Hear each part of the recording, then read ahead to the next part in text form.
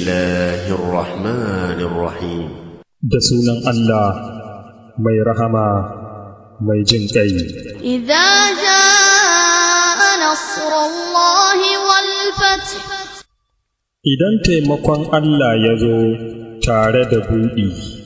Wa ra'aita an-nasa yadkhuluna fi dinillahi afwaja, kuma sai ka ga mutane suna shiga addinin Allah ƙungiya-ƙungiya.